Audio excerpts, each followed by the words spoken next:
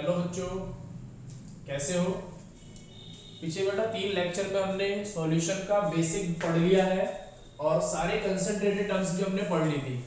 तो आप अब मेंस के क्वेश्चन और नीट के क्वेश्चन और बोर्ड के क्वेश्चन सारे क्वेश्चंस कर लो। अगर मेंस में हो तो नॉर्मलिटी वाले क्वेश्चंस कर लेना, फॉर्मेलिटी वाले कर लेना और एक आध दो शॉर्ट ट्रिक्स बताइए उनसे क्वेश्चंस कर लेना। और अगर बोर्ड में हो तो एनसीईआरटी के सारे क्वेश्चंस लगा लो जो उससे रिलेटेड हो।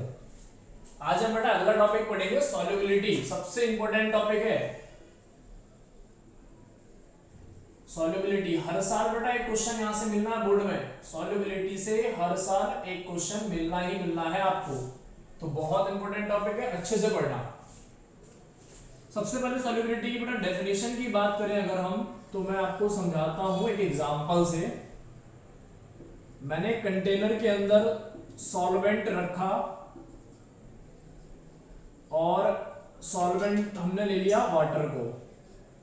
इस सॉल्वेंट के अंदर कुछ अमाउंट में सॉल्यूट को ऐड किया। अब आपको पता है सॉल्यूट और सॉल्वेंट बहुत अच्छे से, सॉल्यूट को ऐड किया या किसी भी सब्सटेंस को ऐड किया। सॉल्यूट का मतलब क्या, जो स्मॉल क्वांटिटी में है, स्मॉल अमाउंट में जो होता है, और सॉल्वेंट का मतलब क्या, जो लार्ज अमाउंट में होता है। ये बातें सारी आपको पता है अच्छे से। सॉल्वेंट को ऐड किया तो हमें ये भी पता है कि जब भी हम किसी सॉल्यूट ए मान लेते हैं, सॉल्यूट ए को सॉल्वेंट बी के अंदर डिसॉल्व किया तो सॉल्यूशन बनेगा। क्या बना, तो हमने कहा सर सॉल्यूशन बन गया, सॉल्यूशन बन गया। तो सर सॉल्युबिलिटी क्या है ये बताओ। तो सॉल्युबिलिटी की स्टैंडर्ड डेफिनेशन बताता हूं मैं। हमने जो ये सॉल्वेंट लिया है ये 100 ml लिया है। कितना लिया बेटा, 100 ml लिया है। तो सॉल्यूशन भी जो बना होगा वो कितना बना होगा, 100 ml बना होगा। तो 100 ml सॉल्यूशन को बनाने के लिए जितने अमाउंट में सॉल्यूट की रिक्वायरमेंट पड़ी, this is called solubility of that solute. मतलब फिर एक क्वेश्चन आप और पुट कर सकते हो कि सर ये 100 ml कौन सा सॉल्यूशन है। हमने 3 तरीके के सॉल्यूशन पढ़े हैं, सुपर सैचुरेटेड, सैचुरेटेड और अनसैचुरेटेड। 100 ml तो हमने ले लिया, ठीक है, कौन सा सॉल्यूशन है सर। तो यहाँ पे एक स्टार लगा के मैं बात बता देता हूं कि बेटा ये सॉल्यूशन होना चाहिए सैचुरेटेड सॉल्यूशन, सैचुरेटेड सॉल्यूशन होना चाहिए, सैचुरेटेड सॉल्यूशन। तो अब हमें समझ में आ गया कि 100 ml सैचुरेटेड सॉल्यूशन को बनाने के लिए जितने अमाउंट में सॉल्यूट की रिक्वायरमेंट पड़ती है, this is called solubility of that solute. 100 ml saturated solution को बनाने के लिए जितने अमाउंट में सॉल्यूट की रिक्वायरमेंट पड़ती है, this is called solubility of that solute. अब एक क्वेश्चन और बनता है बेटा कि सर क्या दुनिया में सभी सॉल्यूट की सॉल्युबिलिटी एक ही होगी। तो आंसर होगा नहीं, अलग अलग सॉल्यूट्स की अलग अलग सॉल्युबिलिटी होती है, क्योंकि हर एक सॉल्यूट का अलग नेचर होता है। तो एक पॉइंट यहां पे और लिख सकते हो, स्टार बना के लिख लो, इंपॉर्टेंट पॉइंट है। Different solutes have different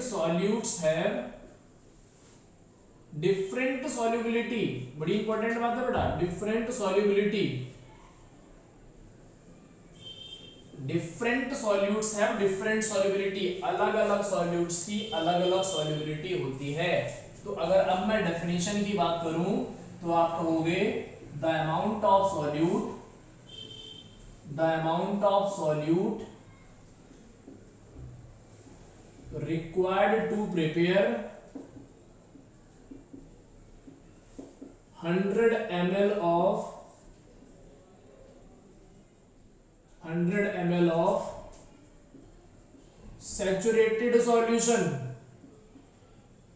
The amount of solute required to prepare 100 ml of saturated solution is called solubility of that solute. आई बात समझ में नहीं आई। 100 ml सैचुरेटेड सॉल्यूशन को बनाने के लिए जितने अमाउंट में सॉल्यूट की रिक्वायरमेंट पड़ी वो उस सॉल्यूट की सॉल्युबिलिटी होगी। तो to prepare 100 ml of saturated solution, दो बातें इंपॉर्टेंट है बेटा, एक ये एक ये। एक और डेफिनेशन हम बोल सकते हैं, उसको भी सुन लो आप। क्या बोल सकते हैं, मैं लिख के बताता हूं पहले। The maximum amount of solute, ऐसा भी बोल सकते हैं, the maximum amount of solute required for the formation of solution at, कौन सा सॉल्यूशन बेटा, ये भी पता होना चाहिए, फॉर्मेशन ऑफ सैचुरेटेड सॉल्यूशन लिख लो, saturated solution at constant temperature, constant temperature, temperature बेटा कांस्टेंट होना चाहिए, is called solubility, is called solubility. किसकी सॉल्युबिलिटी, उस सॉल्यूट की सॉल्युबिलिटी। तो the maximum amount of solute required for the formation of saturated solution. बेटा देखो दोनों बातें आ गई दोबारा से, सैचुरेटेड सॉल्यूशन फिर से आ गया। इसका मतलब क्या हुआ, आपको जो अच्छा लगे, सुटेबल लगे, उस डेफिनेशन को यूज कर लेना, एग्जाम में मार्क्स मिलेंगे आपको। आई बात समझ में नहीं आई? इस 2-3 पॉइंट याद रखने हैं। सॉल्युबिलिटी अलग अलग सॉल्यूट्स के लिए अलग अलग होती है, 100 ml सैचुरेटेड सॉल्यूशन के लिए होती है, और दोनों डेफिनेशन में से जो याद करना हो उसे याद कर लेना। फटाफट नोट करो बेटा, फिर आगे चलते हैं। इसके बाद हम पढ़ेंगे कौन कौन से फैक्टर्स होते हैं जो सॉल्युबिलिटी को अफेक्ट करते हैं। तो फैक्टर्स, हेडिंग डालो बेटा, factors affecting solubility, factors affecting solubility, affecting, factors affecting solubility. कौन कौन से फैक्टर्स होते हैं जो सॉल्युबिलिटी को इफेक्ट करते हैं? तो बेटा 4 फैक्टर है हमारे पास। पहला फैक्टर हो गया आपका नेचर ऑफ सॉल्यूट, दूसरा फैक्टर हो गया आपका नेचर ऑफ सॉल्वेंट, तीसरा फैक्टर आपका हो गया टेम्परेचर, और चौथा फैक्टर हो गया आपका प्रेशर। 4 फैक्टर्स हो गए, nature of solute, nature of solvent, temperature and pressure. ठीक है। अच्छा बेटा, इसको पढ़ने से पहले ना, 4 फैक्टर्स को पढ़ने से पहले हम एक चीज और कर लेते हैं। वो ये कर लेते हैं कि इस चैप्टर में हमें जो सॉल्युबिलिटी पढ़नी है ना, वो 2 कंडीशंस में पढ़नी है। उसको समझो पहले। सॉल्युबिलिटी की 2 कंडीशंस क्या है? पहली कंडीशन ये है कि किसी लिक्विड के अंदर हम सॉलिड को डिसॉल्व करेंगे, तो सॉल्युबिलिटी ऑफ सॉलिड,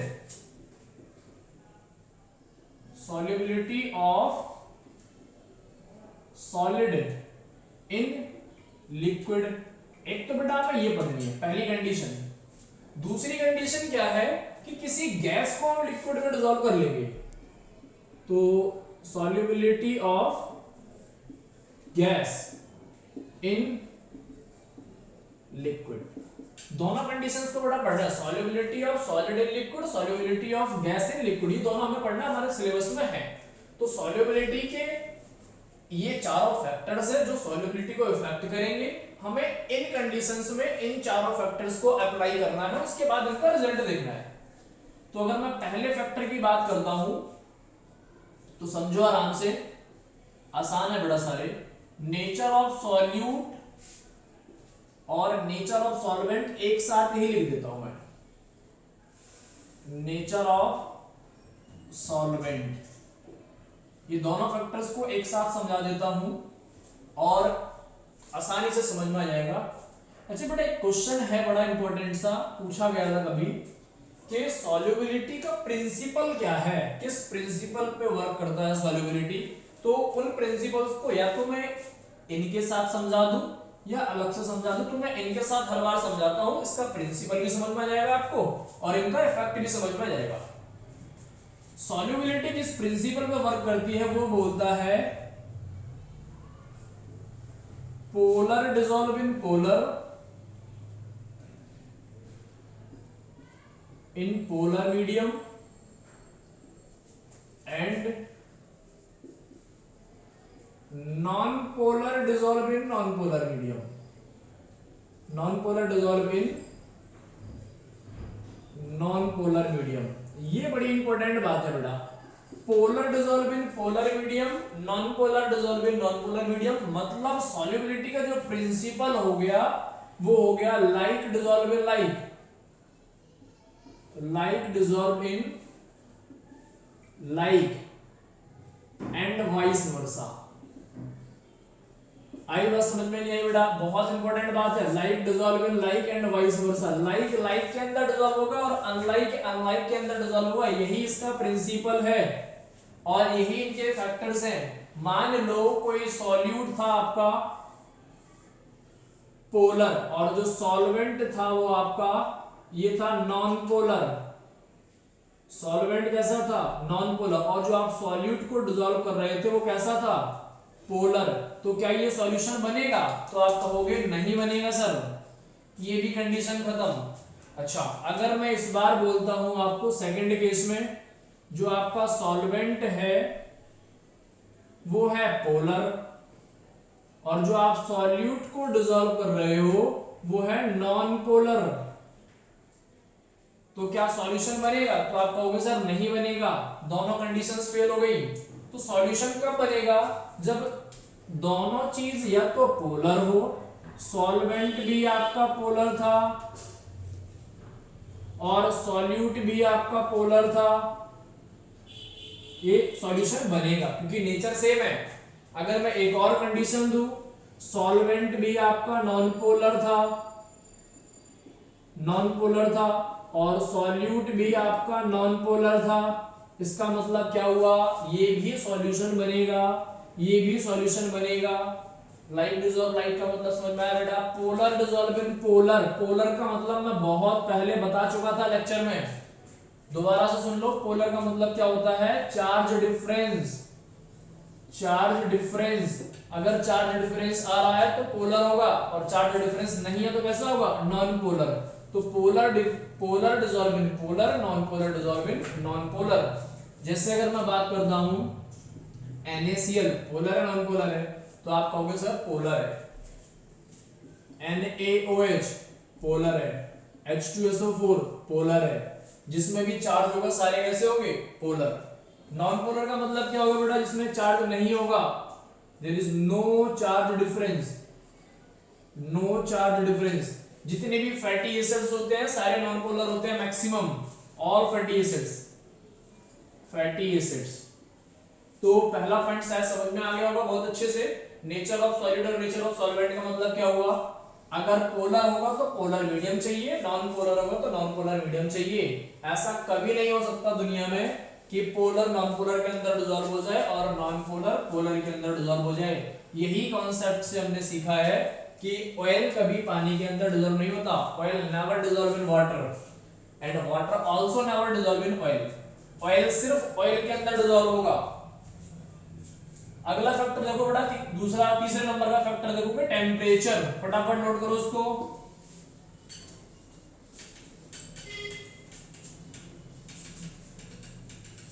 बेटा नोट करने का मतलब होता है वीडियो को पॉज करके नोट करो. टेम्परेचर. थर्ड फैक्टर जो है हमारा वो है टेम्परेचर. टेम्परेचर बेटा बड़ा इंपॉर्टेंट फैक्टर है. टेम्परेचर बड़ा ही इंपॉर्टेंट फैक्टर है बेटा. टेम्परेचर में दो केसेस हैं. टेम्परेचर में दो केसेस हैं. एक केस है एक्सोथर्मिक कंडीशन और एक केस है एंडोथर्मिक कंडीशन. तो एक्सोथर्मिक की बात पहले करते हैं हम. एक्सोथर्मिक. और दूसरा केस कौन सा हमारा? एंडोथर्मिक. एंडोथर्मिक. एक्सोथर्मिक का मतलब आपको पता है हीट रिलीज होती है. Heat is released. यहां हीट क्या होती है? एब्सॉर्ब होती है कंडीशन के अंदर. तो यहां पे हीट रिलीज हो रही है. इसका मतलब ये हुआ डेल्टा H की वैल्यू कैसी है बेटा? नेगेटिव है. कैसी है? नेगेटिव है. यहां पे डेल्टा H की वैल्यू कैसी है बेटा? तो आप कहोगे सर पॉजिटिव है. हीट देनी पड़ रही है आपको, गिवन हमें देनी पड़ती है. एक्सटर्नल हीट इज रिक्वायर्ड, ऐसा कह सकते हो. External heat is given. Required है। अब बेटा कंडीशन समझो, अगर किसी सॉल्वेंट के अंदर किसी हमने सॉल्यूट को ऐड किया, आराम से समझना, बहुत इंपॉर्टेंट बात बता रहा हूं, किसी सॉल्वेंट के अंदर सॉल्यूट को ऐड किया और सॉल्यूट कैसा है, सॉलिड है। हम पहली वाली कंडीशन पढ़ रहे हैं, सॉल्यूट कैसा, सॉलिड है। अगर किसी सॉल्वेंट के अंदर सॉल्यूट को ऐड किया और वो रिएक्शन एक्सोथर्मिक हुई तो हमेशा सॉल्युबिलिटी डिक्रीज होगी, सॉल्युबिलिटी डिक्रीज्ड ऑलवेज। अगर डिसोल्यूशन ऑफ लिक्विड एक्सोथर्मिक हुआ तो सॉल्युबिलिटी डिक्रीज होगी, कब, ऑन इंक्रीजिंग टेम्परेचर। बेटा ऊपर को एरो है, इसका मतलब क्या हो गया, इंक्रीज कर रहा है टेम्परेचर, नीचे का एरो है, इसका मतलब क्या, डिक्रीज हो रही है कोई भी चीज, तो सॉल्युबिलिटी डिक्रीज होगी। एक्सोथर्मिक के केस में टेम्परेचर को बढ़ाने से, बहुत इंपॉर्टेंट बात है, कई बार क्वेश्चन बना हुआ है यहां से कि एक्सोथर्मिक के केस में सॉल्युबिलिटी इंक्रीज होती है, डिक्रीज होती है, तो कहोगे सर सॉल्युबिलिटी डिक्रीज होती है क्योंकि एक्सोथर्मिक में हीट पहले से ही रिलीज हो रही है, आपने और हीट दे दी थोड़ी सी, इसका मतलब क्या हुआ, और हीट रिलीज होगी, और अगर हीट रिलीज होगी तो सॉल्युबिलिटी डिक्रीज हो जाएगी, क्योंकि किसी भी सॉल्यूट को डिसॉल्व होने के लिए हीट की रिक्वायरमेंट चाहिए, तभी तो डिसॉल्व हो पाएगा, क्योंकि इसके पास क्या है, एनर्जी है। अगर ये एनर्जी इस एनर्जी से मैच करेगी तभी सॉल्यूट सॉल्वेंट के अंदर डिसॉल्व होगा। जब हीट रिलीज हो रही है इसका मतलब क्या हुआ, आप हीट जैसी दोगे हीट रिलीज हो गई, हीट जैसी दोगे रिलीज हो गई, तो सॉल्युबिलिटी पे क्या होगा, डिक्रीज हो जाएगा। ये बहुत इंपॉर्टेंट बात है। एंडोथर्मिक में क्या होगा, एंडोथर्मिक में हीट एब्जॉर्ब करनी है आपको, आपने हीट दी, उसने एब्जॉर्ब कर ली। मान लो यहां पे हमने एक और कंडीशन ले लेते हैं एंडोथर्मिक के केस में। एंडोथर्मिक का केस कहां आना है, यही बना लेते हैं। एंडोथर्मिक के केस में क्या करना है,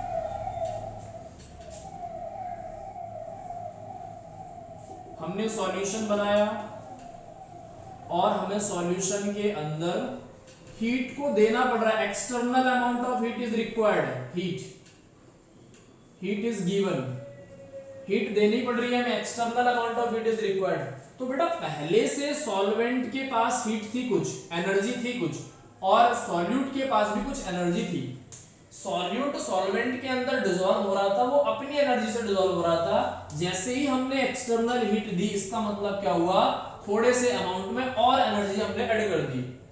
जब हम एनर्जी को ऐड करेंगे इसका मतलब ये हुआ कि सॉल्यूशन की एनर्जी बढ़ रही है फाइनली, और जैसे ही सॉल्यूशन की एनर्जी बढ़ेगी इसका मतलब क्या हो गया, जितनी एनर्जी पहले थी उससे ज्यादा हो गई एनर्जी, तो जितना सॉल्यूबल पहले था उससे ज्यादा सॉल्यूबल हो गया।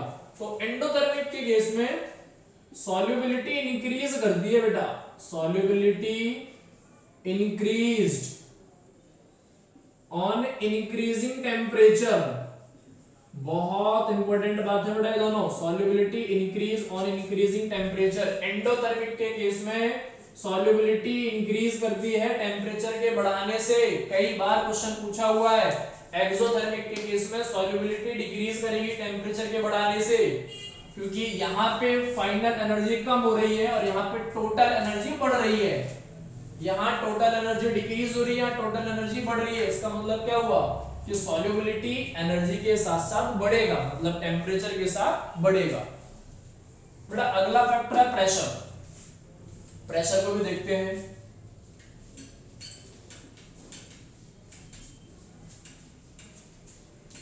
अगला देखो प्रेशर,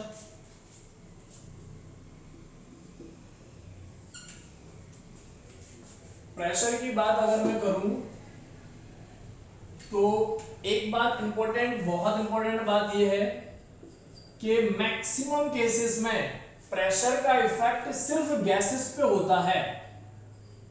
इफेक्ट ऑफ प्रेशर, दोबारा सुनो, effect of pressure only applicable या valid for in case of gases, क्योंकि लिक्विड और सॉलिड पे प्रेशर का इफेक्ट बहुत कम होता है और ना के बराबर होता है। तो प्रेशर का सॉल्युबिलिटी पे कोई भी इफेक्ट नहीं पड़ता, क्योंकि इस बात को हम पहले ही कर चुके हैं कि हम सॉल्वेंट कौन सा ले रहे हैं बेटा, लिक्विड ले रहे हैं, और सॉल्यूट कौन सा ले रहे हैं हम, तो बोलोगे आप सॉलिड ले रहे हैं। बेटा सॉलिड जब लिक्विड के अंदर डिसॉल्व होगा तो फाइनल सॉल्यूशन कैसा रहेगा, तो आप कहोगे सर लिक्विड के जैसा रहेगा। कैसा रहेगा, तो लिक्विड के जैसा रहेगा। और एक बात मैं बहुत पहले बता चुका था कि नेचर ऑफ सॉल्यूशन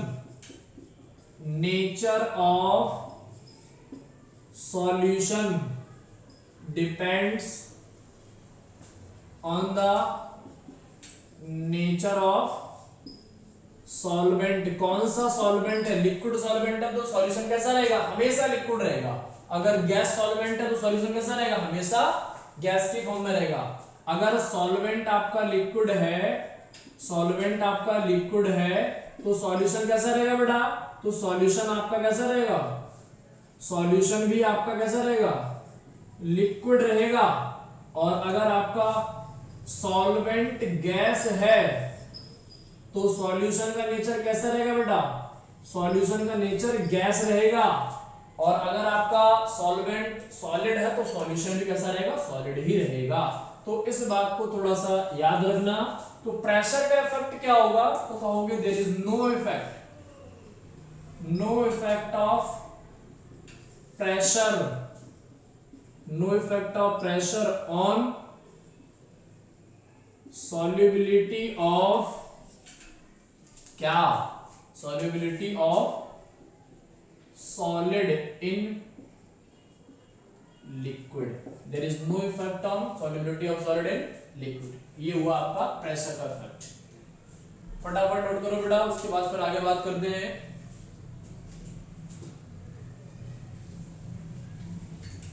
अच्छा, ये हमने क्या पढ़ा बेटा, effect on solubility of solid on in liquid, ऐसा कह सकते हो। अब हमें क्या पढ़ना है, इफेक्ट ऐसा बोल सकते हैं, effect on solubility of gas in liquid. Liquid के अंदर गैस को मिलाओगे तो क्या इफेक्ट होगा सॉल्युबिलिटी पर। फिर से चार फैक्टर जो हमने पहले पढ़े थे, कौन कौन से, nature of solute, nature of solvent, third आपका हो गया टेम्परेचर, और फोर्थ हो गया आपका प्रेशर। इस बार बेटा क्या कर रहे हो आप, लिक्विड के अंदर गैस को डिसॉल्व कर रहे हो। लिक्विड के अंदर गैस को डिसॉल्व कर रहे हो। किसको डिसॉल्व कर रहे हो बेटा, गैस को डिसॉल्व कर रहे हो। ये बड़ा इंपॉर्टेंट होने वाला है बेटा। लिक्विड के अंदर गैस को डिसॉल्व कर रहे हो। इस बार जो आपका सॉल्वेंट है वो क्या रहेगा, वो तो लिक्विड ही रहेगा, और जो सॉल्यूट है आपका वो क्या रहेगा बेटा, तो गैस बन जाएगा। तो सॉल्यूशन कैसा रहेगा, अभी बात हुई थी, तो कहोगे आप सर लिक्विड रहेगा। सॉल्यूशन का नेचर ऑफ सॉल्यूशन कैसा रहेगा, लिक्विड रहेगा। नेचर ऑफ सॉल्यूशन कैसा रहेगा, लिक्विड रहेगा। इतना आपको समझ में आ गया होगा। ये दोनों फैक्टर्स नहीं पढ़ाने, सेम बता चुका हूं, पोलर डिसॉल्व इन पोलर। तो एक लाइन लिख लो, लाइक डिसॉल्व इन लाइक। बार बार एक ही बात नहीं पढ़ेंगे, लाइक डिसॉल्व इन लाइक मतलब पोलर डिसॉल्व इन पोलर। ये आपको पता है बहुत पहले से, क्वेश्चन कभी नहीं बनेगा इसका। यहां से इंपॉर्टेंट क्राइटेरिया स्टार्ट होता है बेटा। अगर मैं फैक्टर की बात करता हूं टेम्परेचर की, तो मैं इन सबको मिटा देता हूं, दोबारा से लिखता हूं। टेम्परेचर का थर्ड फैक्टर है, ये इंपॉर्टेंट है। टेम्परेचर थर्ड फैक्टर है। अगर किसी कंटेनर के अंदर जो सॉल्यूशन है, उस सॉल्यूशन को सपोज करो यही सॉल्यूशन है हमारा, इस सॉल्यूशन के अंदर जो गैस है वो हमारी सॉल्यूट है, और जो लिक्विड है वो हमारा सॉल्वेंट है। अगर इस सॉल्यूशन को, अब ध्यान से सुनना बेटा, अगर इस सॉल्यूशन को मैं हीट करता हूं, टेम्परेचर देता हूं, इस सॉल्यूशन को मैं टेम्परेचर देता हूं, तो गैस डिसॉल्व होगी या फिर रिलीज होगी? तो सबका आंसर होगा कि सर रिलीज होगी। क्यों?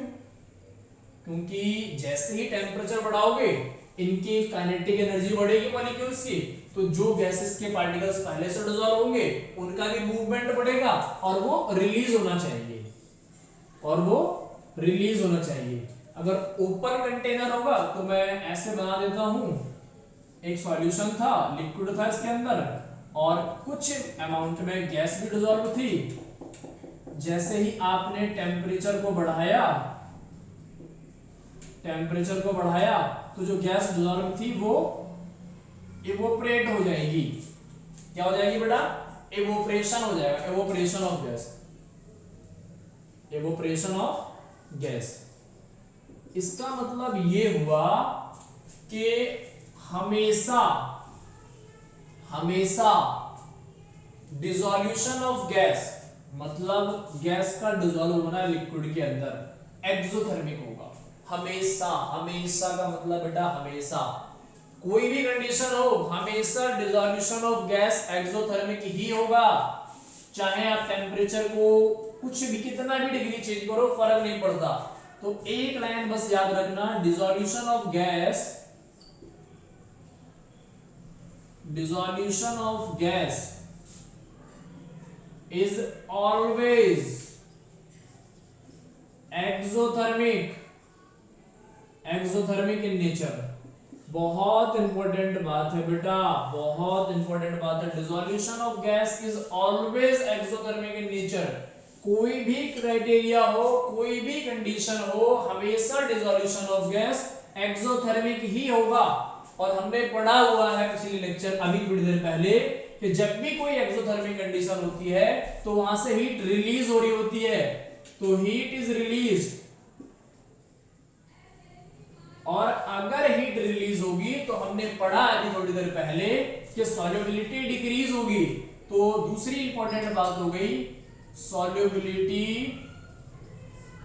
ऑलवेज डिक्रीज, ऑलवेज डिक्रीजेस,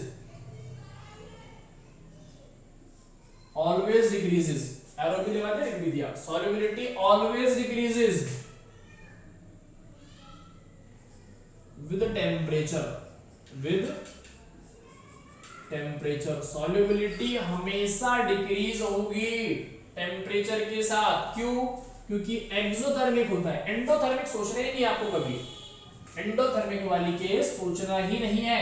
जब भी कभी डिसॉल्व होगी गैस तो हमें एक्सटर्नल प्रेशर लगाना पड़ता है। इसका मतलब क्या हुआ, हम तो टेम्परेचर की बात कर रहे हैं, तो टेम्परेचर तो आप एक्स्ट्रा दोगे ना उसको। जब भी हमने टेम्परेचर दिया किसी सॉल्यूशन के अंदर तो क्या होगा, हमेशा गैस रिलीज होगी। तो solubility always decreases on dissolution of gas, या फिर ऐसा कह सकते हो जब भी कभी गैस डिसॉल्व होगी तो रिएक्शन एक्सोथर्मिक ही होगा, और रिएक्शन अगर एक्सोथर्मिक हुआ तो सॉल्युबिलिटी हमेशा डिक्रीज होगी। बहुत इंपॉर्टेंट बात है बेटा। अगला फैक्टर एक और है टेम्परेचर, उसको भी पढ़ लो फटाफट जल्दी से। टेम्परेचर हो चुका है हमारा, अगला फैक्टर है बेटा प्रेशर। क्या है? प्रेशर। प्रेशर फोर्थ नंबर का है हमारा प्रेशर। अच्छा बेटा, प्रेशर में हमने एक इंपॉर्टेंट सी बात यही लिख लेते हैं कि प्रेशर का इफेक्ट किस चीज पर होता है, मैंने बताया था अभी। तो आप कहोगे सर गैसेस पे इफेक्ट होता है। तो जब भी कभी प्रेशर का टर्म्स आए ना एग्जाम में तो सीधा दिमाग पे जोर डालना कि गैस की बात कर रहा है वो, क्योंकि लिक्विड पे फर्क नहीं पड़ना, सॉलिड पे फर्क नहीं पड़ना, तो जिस पे फर्क पड़ेगा उसी की तो बात करेगा। तो जब भी कभी डिसॉल्यूशन ऑफ गैस की बात करेगा, सॉल्यूशन के अंदर हमने गैस को डिसॉल्व किया हुआ है, सॉल्यूशन के अंदर हमने गैस को डिसॉल्व किया हुआ है, जब भी आप इस कंटेनर के अंदर या इस सॉल्यूशन के ऊपर प्रेशर को बढ़ाओगे, पी एक्सटर्नल, एक्सटर्नल प्रेशर, जब भी कभी आप प्रेशर को बढ़ाओगे इस कंटेनर के अंदर तो गैसेस के पार्टिकल्स क्या होंगे बेटा, कंप्रेस करेंगे। और गैसेस के पार्टिकल जैसे ही कंप्रेस करेंगे इसका मतलब क्या हुआ कि जो ये पार्टिकल्स गैसियस फॉर्म में थे ये डिसॉल्व स्टेट में आने लगेंगे। जो पार्टिकल्स गैसियस फॉर्म में थे वो डिसॉल्व स्टेट में आने लगेंगे। अब ये कैसे हो गए, डिसॉल्व फॉर्म, डिसॉल्व स्टेट। अभी कैसे होगा बेटा, डिसॉल्व स्टेट होगा। इसका मतलब ये हुआ कि प्रेशर के बढ़ाने से गैसेस की सॉल्युबिलिटी बढ़ती है, बड़ी इंपॉर्टेंट बात है। तो on increasing pressure, on increasing pressure, pressure solubility of gas, solubility of gases is always increased। जब भी कभी आप प्रेशर बढ़ाओगे गैसेस की सॉल्युबिलिटी इंक्रीज होगी। फिर एक क्वेश्चन बेटा, क्या सारे गैसेस की इक्वल सॉल्युबिलिटी होगी? तो कहोगे नहीं सर, कुछ गैसेस बहुत जल्दी कंप्रेस हो जाती है। आपने 11th में स्टेट्स ऑफ मैटर में पढ़ा था चैप्टर नंबर 5 में कि कंप्रेसिबिलिटी फैक्टर पढ़ा था। कुछ गैसेस जो होती है वो जल्दी कंप्रेस हो जाती है, कुछ गैसेस बहुत देर में कंप्रेस होती है। जैसे इनर्ट गैसेस हो गया, बहुत देर में कंप्रेस होती है, नाइट्रोजन हो गया, ऑक्सीजन हो गया, कार्बन डाइऑक्साइड हो गया। तो अलग अलग गैसेस के लिए अलग अलग प्रेशर की रिक्वायरमेंट पड़ती है। तो एक इस पॉइंट को भी लिख के हम, डिफरेंट गैसेस है, different gases have different solubility, different gases have different solubility, अलग अलग गैसेस की अलग अलग solubility होती है। different gases have different solubility, वो डिपेंड करता है उसके नेचर पे, and it depends on the nature of gas. किस पर डिपेंड करता है बेटा, नेचर ऑफ गैस पर डिपेंड करता है। किस पर डिपेंड करता है बेटा, नेचर ऑफ गैस। फटाफट नोट करो उसको।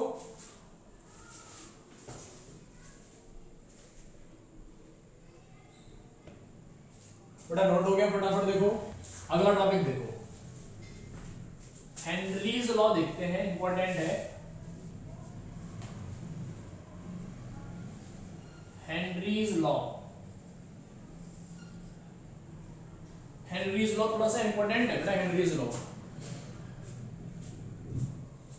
हेनरीज लॉ थोड़ा सा इंपॉर्टेंट है। एक मिनट में क्वेश्चन देख लेता हूं। हेनरीज लॉ के बाद क्वेश्चन करेंगे। हेनरीज लॉ क्या बोलता है, समझो बेटा, आराम से समझो थोड़ा सा, बड़ा इंपॉर्टेंट है और आसान टॉपिक है। इन्होंने क्या बोला,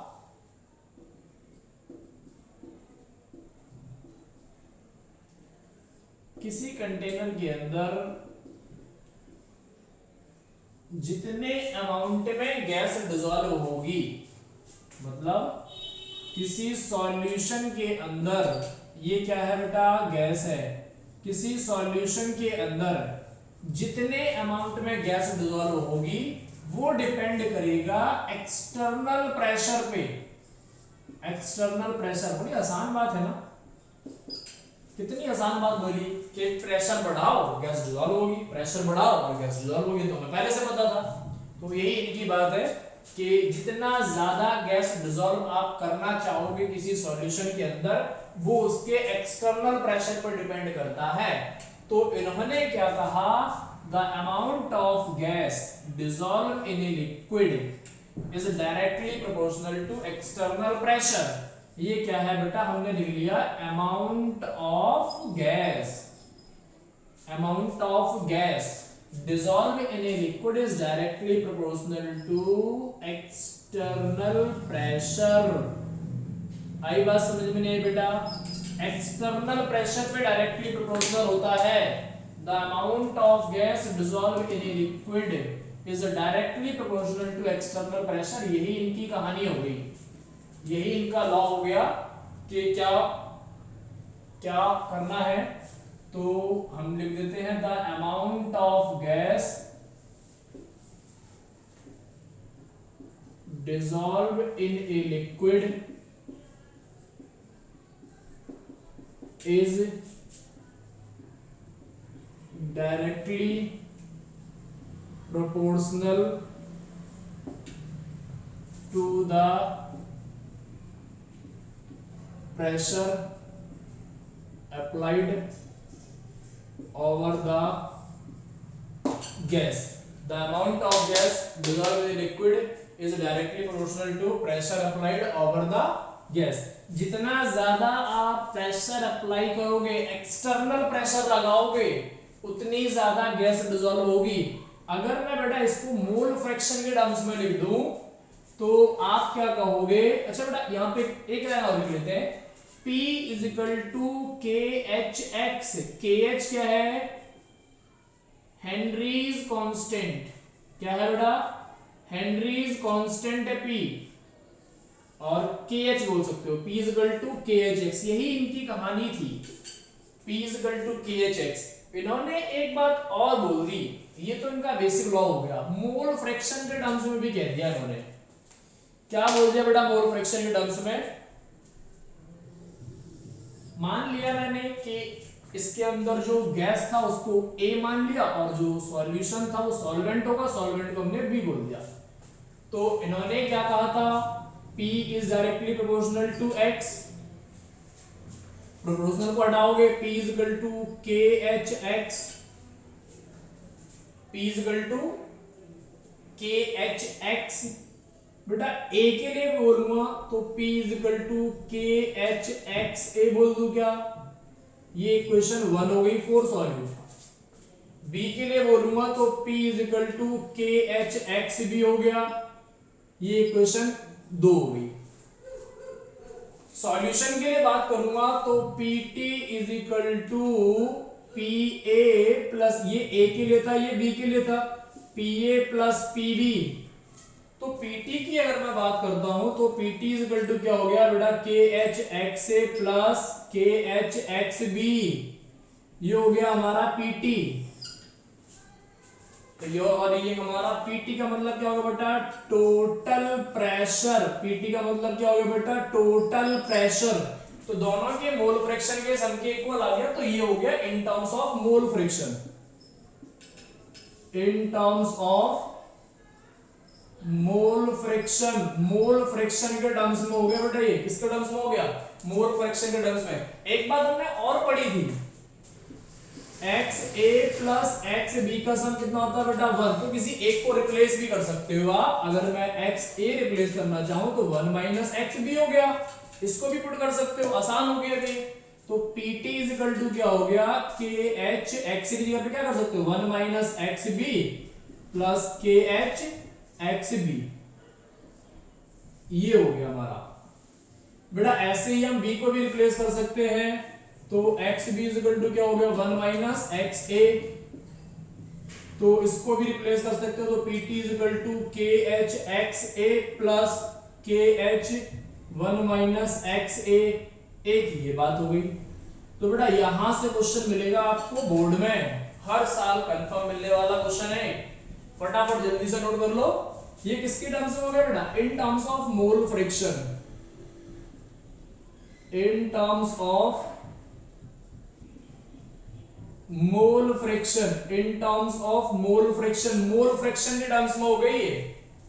फटाफट जल्दी से नोट करो, फिर क्वेश्चंस करते हैं इसके जल्दी, बड़े अच्छे से क्वेश्चंस।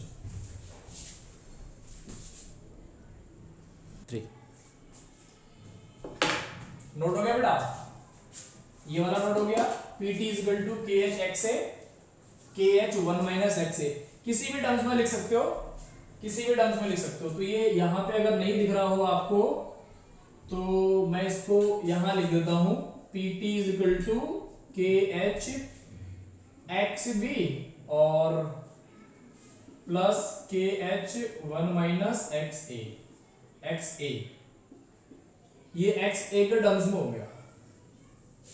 यहीं से क्वेश्चन मिलेगा आपको बेटा बोर्ड में, हर साल क्वेश्चन मिलने वाला है यहां से आपको। एक बहुत अच्छा है। और एनसीईआरटी के टेक्स्ट वाले क्वेश्चंस कर लेना, इससे यहां से टॉपिक बनते हैं, इसके छोटे छोटे टॉपिक्स होते हैं, यहां से बनेंगे। अगला पढ़ो बेटा, एप्लीकेशन ऑफ हेनरी लॉ। एक क्वेश्चन पका पकाया मिलना है 1 नंबर का। जब बेटा आप सोच रहे कि चैप्टर है सर 5 मार्क्स का और आपने इतने सारे क्वेश्चंस बता दिए, यहां से भी मिलता है, यहां से भी मिलता है, तो बेटा ये एक्सपेक्टेड क्वेश्चंस होते हैं। इन्हीं में से कोई क्वेश्चंस आता है, जितने बताए जाते हैं उन्हीं में से कोई क्वेश्चन आता है। तो एप्लीकेशन ऑफ हेनरी लॉ फटाफट पढ़ लो। Application of Henry's law, Henry's law के application of Henry's law, 3 application है बेटा, एक ही बार में तीनों की बात कर लेंगे, खत्म काम। पहला हो गया in case of soda water बोतल,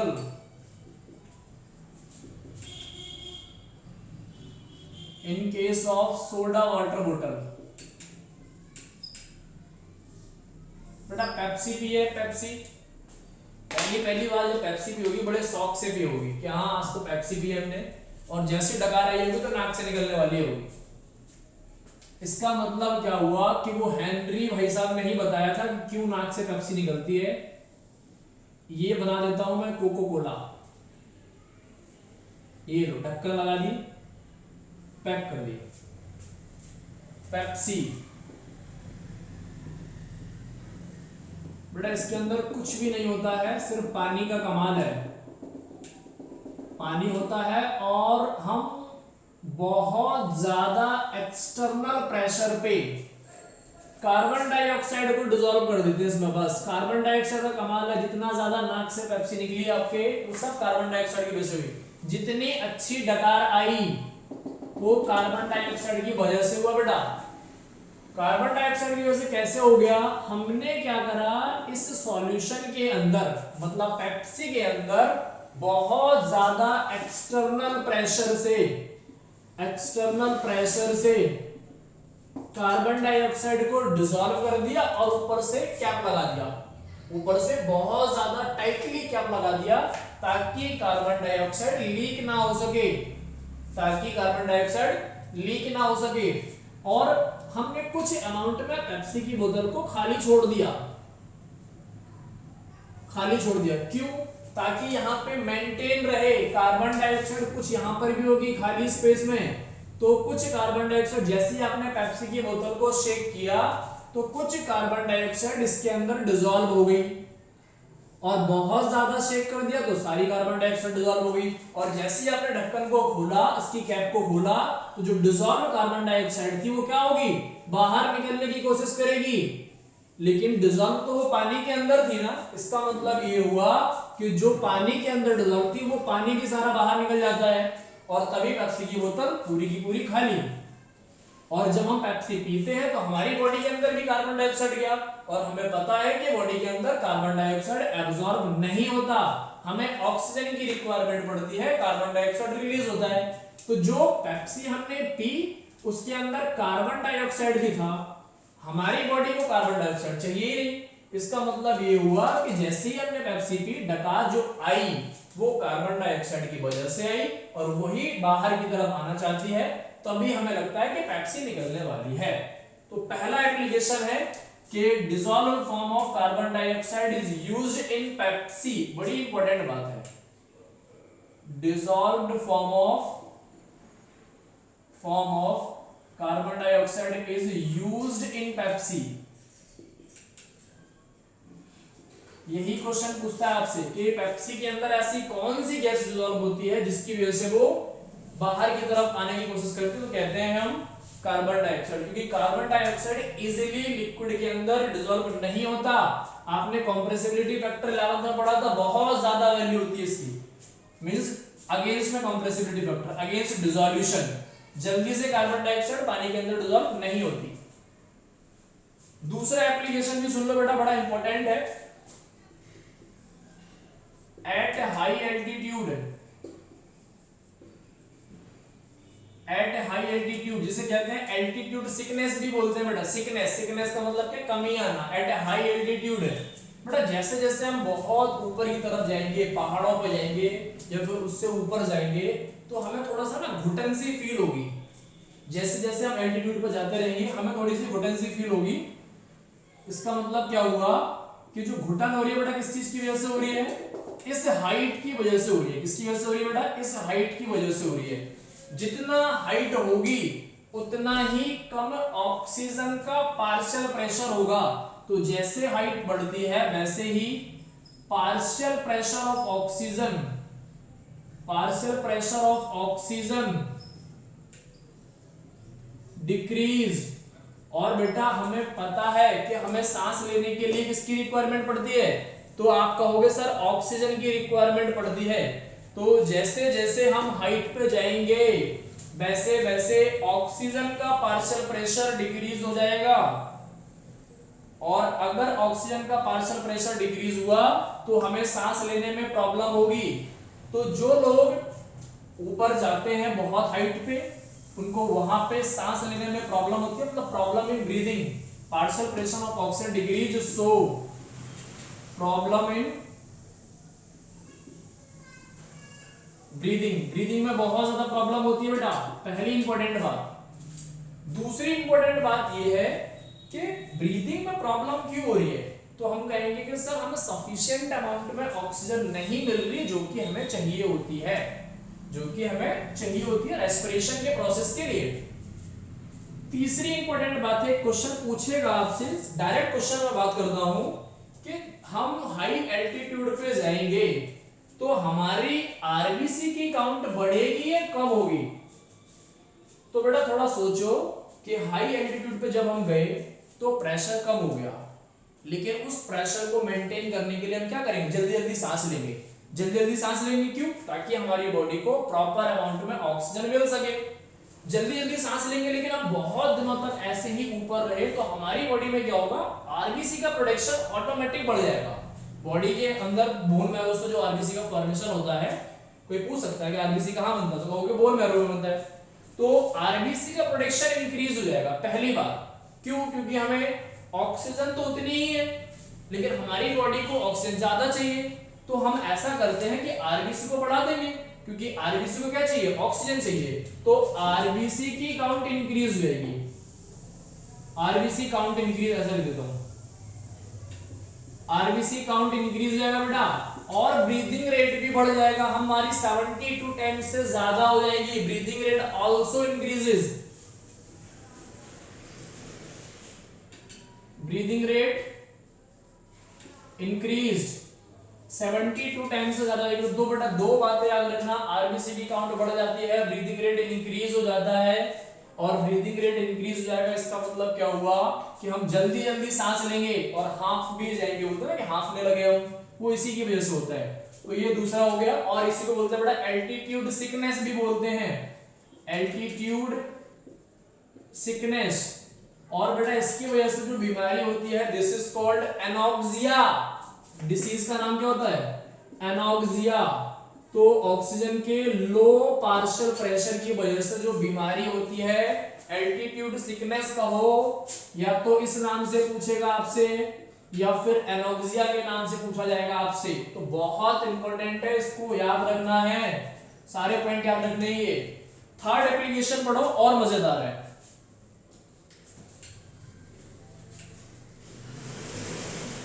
थर्ड एप्लीकेशन बेटा और मजेदार है। थर्ड एप्लीकेशन में क्या होता है बेटा,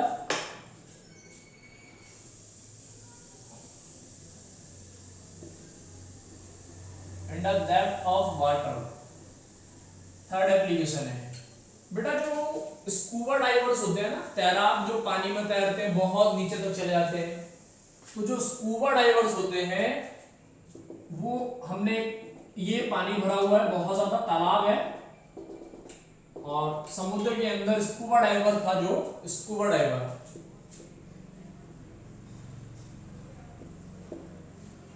ये है स्कूबा डाइवर।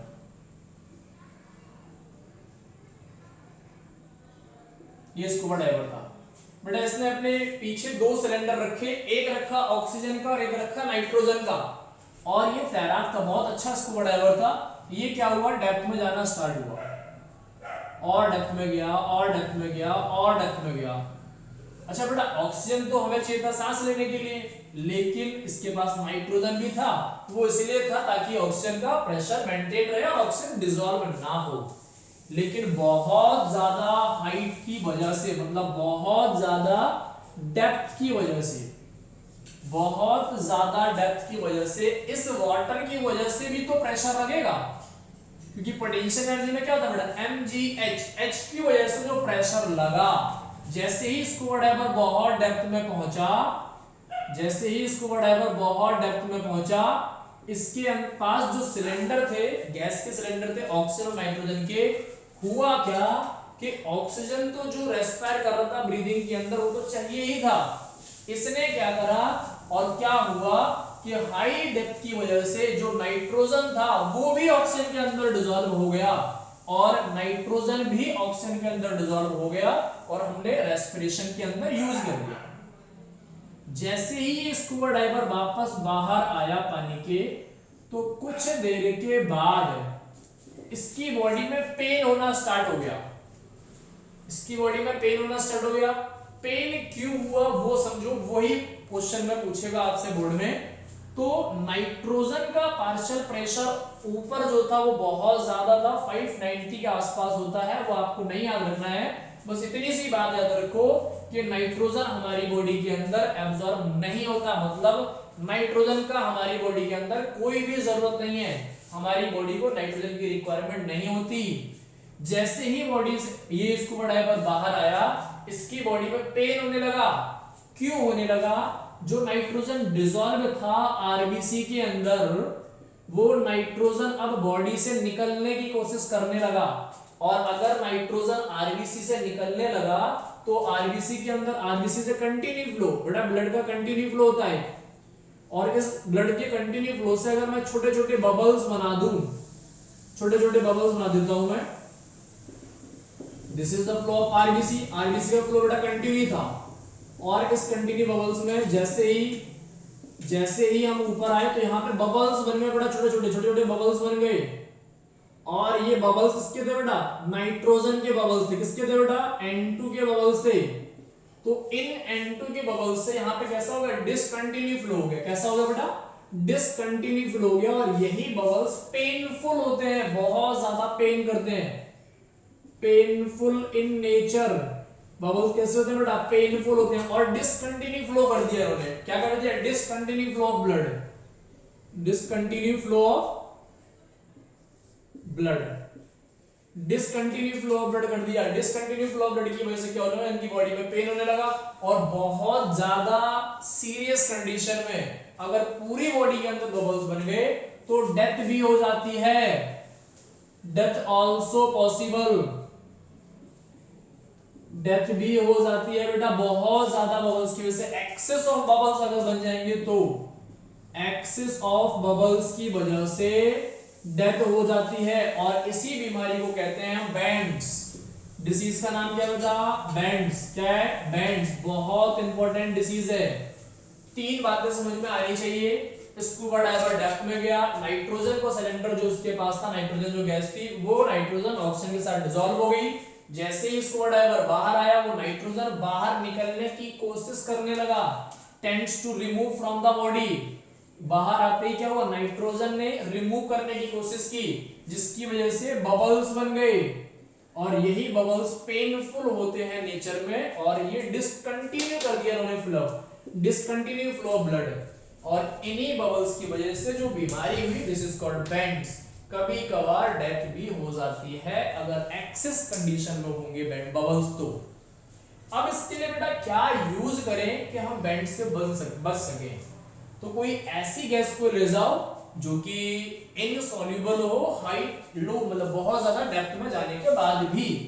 तो अब हम लोग क्या यूज करते हैं, ये इंपॉर्टेंट बात है। Now we use helium in the place of nitrogen. Helium is used, helium is used in the